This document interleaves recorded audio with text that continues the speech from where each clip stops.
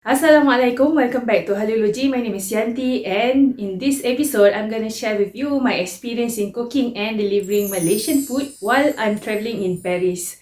But before that, I would really appreciate your support to hit the subscribe button if you haven't, because it will keep me motivated to post more video like this in the future. Okay, let's continue to our video. In my previous video, I've mentioned the 4 ways to earn income during my last minute travel in Paris, and one of them is by cooking and delivering Malaysian food to the Malaysians who are working in Paris. And if you would like to know the remaining 3, you guys can check out the video up here later.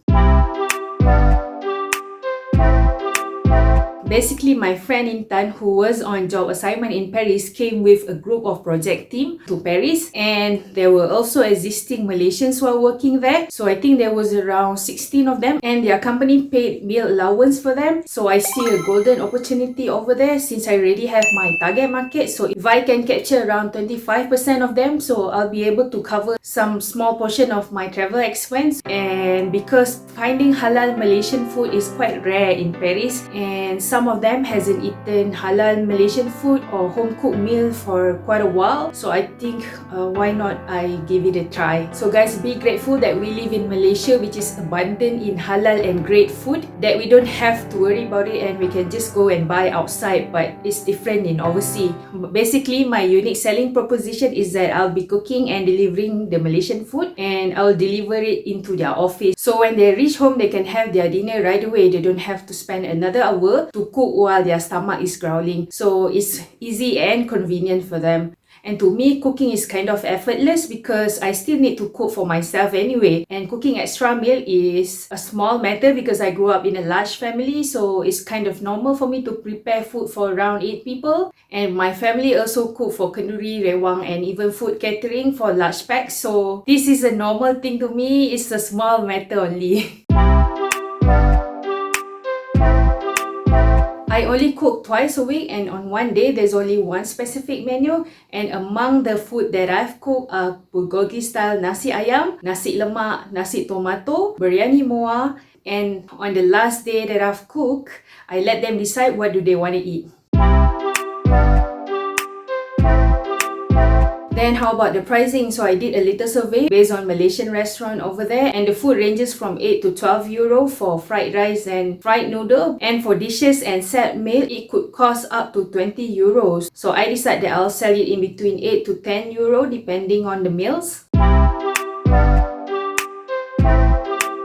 I told my friend about my idea, and she's willing to support me by sharing this to her colleagues. But then the unexpected thing happened.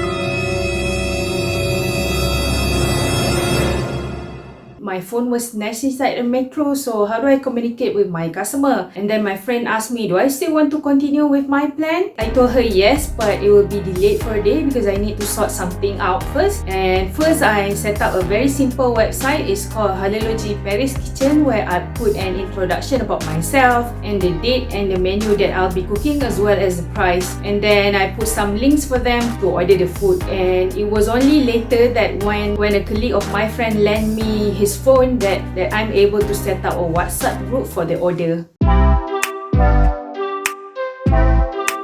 I brought the spices and dry ingredient from Malaysia, just enough to cook for 4 to 5 meals. And for fresh ingredient and packaging, I'll buy it in Paris. On my second day in Paris, I went to shop for the fresh ingredients and the Asian food supplies. There are few Chinatown in Paris, and I decided to go to the one which is located at the 13th arrondissement of Paris, which is around 1 hour away or 20 kilometer away from the place that I live. But then I don't have a phone or Google Map, then how do I go there? So basically, I have to go back to basic. I have to do my research first on the direction, and then I have to draw the map on a notebook. But when I get there, it was kind of confusing because the metro has several exits, and I didn't know which exit that I walked out to. So I did get lost for the first like 10 minutes, but eventually I managed to get there anyway. So you guys can check out the day that I went shopping for Asian and halal food groceries in the Chinatown in Paris. I'll put the link in the description, or you can also watch it there later. The major ingredient is the rice, but normally at overseas the rice are a little bit different in Malaysia. They are normally quite starchy and stickier than the Malaysian one. So So there will be a problem, right? The one commonly sold at the supermarket is the Cambodian rice. So I have to buy and test to cook it first to see what is the right water ratio for that. And of course, the first time I cooked them, I screwed up. I've put too much water, but that's a learning process. However, if I buy basmati or jasmine rice, I should be able to cook it properly. But then I will only be using it when I cook biryani or nasi tomato only. The most important tools to cook Malaysian food is that you need to have a blender. So I checked with my friend if she's bringing a blender, and she said yes, she'll be bringing a blender, so I don't have to bring mine. And she told me that the apartment is fully furnished with all the pans provided, so I don't really have to carry anything with me aside from the spices. But then the day that I wanted to cook, I couldn't even blend the spices. The blender couldn't even blend the onion, garlic, and how do I blend lemongrass? It couldn't blend at all. I think it was a blender made for smoothie.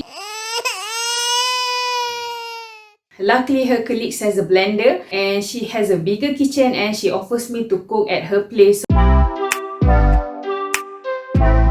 Since I'll be staying in Paris for 3 weeks, so I have ample time to cook. So normally in the morning, I went to tour Paris and then I'll be back by afternoon to cook the meal. So I take around 2 to 3 hours to cook and pack the meal. And then I'll have to walk around 15 minutes to deliver the food to their office. And many times I often have to run to go there because I was so late. Since I don't have my phone, right, so how do I contact them? So basically, I told them I'll be waiting at their lobby for 30 minutes for them to come and pick up their meals. So at overseas, normally Malaysian can recognize the other Malaysians quite easily. So it's very easy even though we haven't met with each other.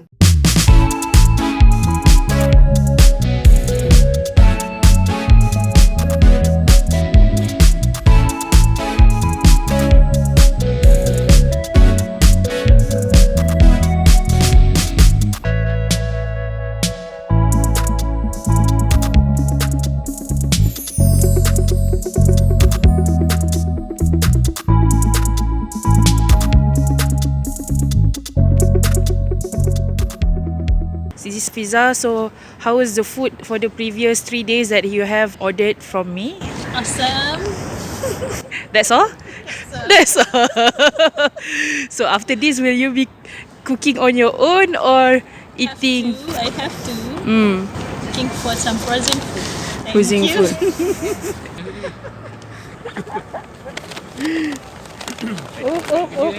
Oh.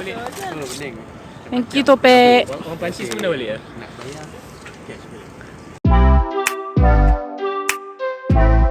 Let's check out the place that I cook the meals. So since today is the last day that I cook before I'm heading off to London for this week, so I'm gonna give you a tour where do I cook.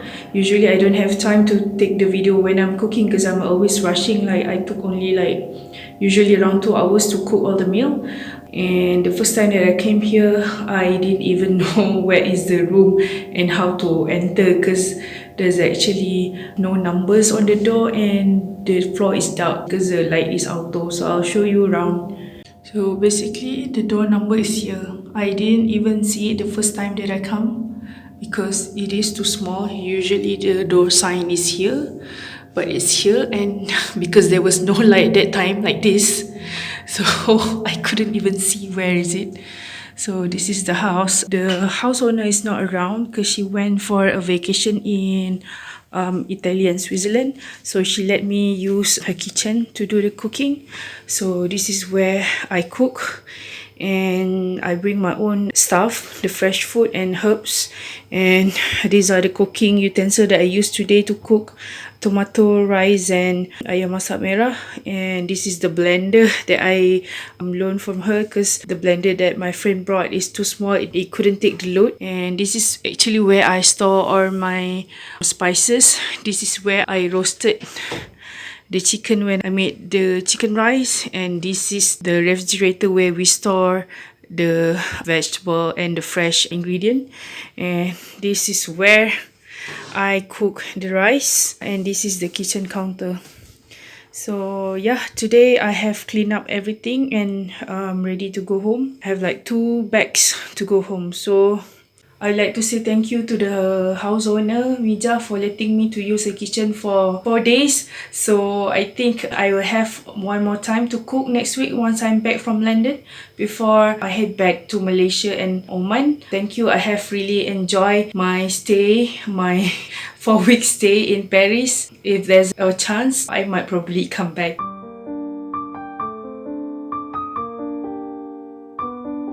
I would like to say a big thanks to all fellow Malaysians who have supported me in Paris. Although we don't know each other in the beginning, but in the end, we become a part of big family in Paris. Thank you so much for your trust in me, and I think most probably this is the first and the last time that I'll be doing food delivery while I'm traveling, because this time everything is just right. It's the right time at the right place and the right people. I don't think this could occur anywhere else after this. So if you enjoyed this video, make sure you give us a thumbs up and don't forget to leave your comments down below.